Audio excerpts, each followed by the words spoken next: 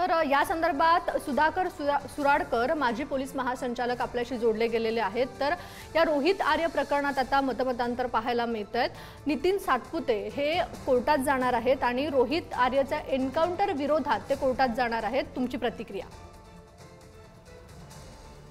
हो, बघा, प्रत्येकाला जे योग्य वाटतं ते करण्याचा अधिकार आहे, पण इथे सर्वात महत्त्वाचा जो भाग आहे की पोलीस आजकाल जे वागतायत ते कितपत योग्य आहे आणि त्याला काय करायला पाहिजे हा मुख्य मुद्दा आहे। काय झालेलं आहे की आता हिरो तर व्हायचं सर्वांना वाटतं आणि त्याला आपण हिरो करतोही, पण ही पद्धत जी रूळ झालेली आहे कितपर्यंत योग्य आहे आता विचार करायची गरज आलेली आहे। आता एक लक्षात घ्यायला पाहिजे की जेव्हा तुम्ही होस्टेज सिच्युएशन हाताळता तर त्याचं एक ड्रिल आहे, कसं हाताळायला पाहिजे, कोणी काय करायला पाहिजे हे ठरलेलं आहे आणि त्याकरता वेगवेगळ्या लोकांना प्रशिक्षण पण मिळालेलं आहे आणि आपल्याकडे प्रशिक्षित लोक उपलब्ध आहेत। असं असताना सकृतदर्शीने मला जे दिसतं की प्रशिक्षित योग्य लोकांचा वापर केला गेलेला नाही। कारण असं जाणवतं की निर्णय जी आहे ते एका APIच्या लेव्हलला घेण्यात आलेलं असं एकंदरीत दिसतंय। कदाचित सत्य वेगळं असेल, पण जर असं असेल तर अगदीच आक्षेपार्ह आहे। कारण निगोशिएशन करणारे पण झालेलं आहे, 1 तास चाललेलं आहे, कुणी केलं, कसं केलं, ट्रेंड आहे का? कमांडो जेव्हा जातो तर कमांडो, मी पण कमांडो कोर्स केलेला आहे, समोरची व्यक्ती जर हत्यारबंद असेल आणि माझ्याकडे काहीही नसेल तरी ते कसं हाताळायचं हे याचं पण प्रशिक्षण झालेलं आहे। कुठले वेपन्स कधी कसे वापरायचे याचं संपूर्ण फार मोठं प्रशिक्षण असतं आणि ते बऱ्याच लोकांचं झालेलं आहे आणि प्रशिक्षित लोक उपलब्ध आहेत। फोर्स 1 आपल्याकडे आता आलेलं आहे टेररिस्ट अटॅक झाल्यानंतर। फोर्स 1च्या कुठल्याही माणसाचा वापर इकडे करण्यात आलेला जाणवत नाही। प्रश्न असा आहे की हे हळूहळू सर्व पुढे येऊ द्या की निगोशिएशन कोण करत होतं, ट्रेंड होता का, काय करत होता, संपूर्ण जे ऑपरेशन आहे, संपूर्ण घटना कोण सुपरवाइज करत होतं, कमीत कमी DCP लेवलचा अधिकारी इथे असायला पाहिजे। ॲक्च्युली अशी परिस्थिती आहे की CP पासून सर्वच कामाला लागले पाहिजे आणि सर्वांनी मार्गदर्शन केलं पाहिजे, सुपरवाइज केलेलं पाहिजे। इथे मला तसं काहीच जाणवत नाही। तर संपूर्णपणे समन्वयाचा अभाव मला अगदी निश्चित जाणवतो। तर मी असं म्हणेन की आता हे जो एक ट्रेंड झालाय की पोलिसांना पाठीशी घालायचं, सोयीस्कर असलं तेव्हा पाठीशी घालायचं, गैरसोयीचं झालं तर त्याला बळीचा बकरा करायचं आणि यामध्ये जे काही घडतंय ना हे समाज हिताच्या अगदी विरुद्ध आहे। समाजाला चांगले पोलीस पाहिजेत जे योग्य ते काम करतील।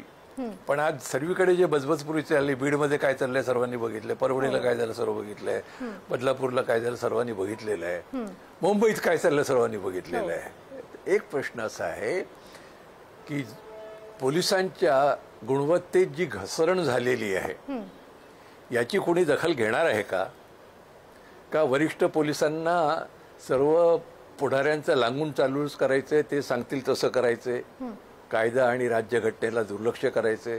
सुधाकरजी, या प्रकरणामध्ये रोहित आर्य याचा पोलिसांनी एन्काउंटर नाही केला तर मर्डर केला असा आरोप या वकिलांनी केलाय। त्या संदर्भात मी त्यावरच बोलतोय की आज जी परिस्थिती झालेली आहे त्यामध्ये कुठल्या APIला जर हिरो असं वाटलं तर त्याला काही मी फारसा दोष देणार नाही। कारण त्याला काय वाटतंय की असं केलं ना तर त्याला संपूर्ण पाठिंबा मिळेल, समाजाकडनं पाठिंबा मिळेल, तुमच्याकडून पाठिंबा मिळेल, कोर्टात ते कोणी काही करणार नाही, असं तऱ्हेचं एकंदरीत वातावरण आज झालेलं आहे। कित्येकांची मी नाव घेईन जे अगदी हिरो झालेले आहेत। आता माझ्या समर्थनात मला वाटतं यांच्या समर्थनात प्रदीप शर्मा आलेत, त्यांनी काय दिवे लावले सर्वांना माहिती आहेत, ते बाहेर आहेत आणि त्यांचे ज्युनियर लोक ज्यांनी त्यांच्या सांगण्याप्रमाणे केलं जेलमध्ये खितपत पडलेले आहेत। प्रश्न असा आहे की पोलिसांची कार्यक्षमता तुम्हाला वाढवायची आहे की नाही, की त्यांना काय वाटेल ते करू द्यायचं आणि मग सारवा करायची किंवा जे करायचं आज हे जे घडतंय ना दुर्दैवाने फार वाईट आहे आणि मी संपूर्णपणे त्याला मुख्यमंत्र्यांनाच जबाबदार धरेन. म्हणजे कारण मी जे बघतोय की पोलीस नेतृत्व हे कणाहीन आणि कुचकामी झालेलं आहे आणि हे तालावर नाचतंय, जे समाजाकरता फार धोकादायक आहे.